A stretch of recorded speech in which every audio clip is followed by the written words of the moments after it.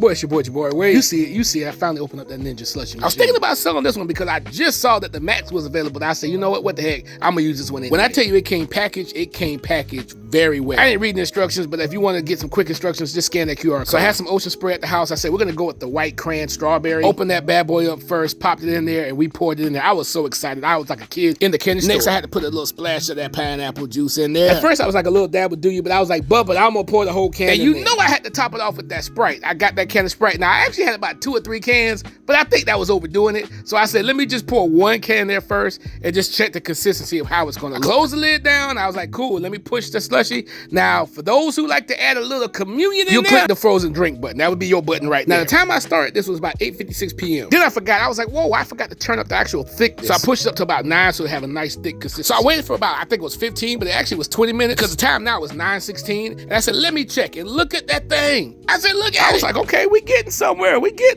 So I said, let me just check back in a few minutes because I want a little bit thick. It wasn't even 5 minutes later. I was like, okay, now we working with something. I told the kids to come on around and check this thing out like it was a family announcement. Made my first official slush. If you looking to get one, man, click that link right here in the video. I appreciate you putting me on. I'm just putting y'all on.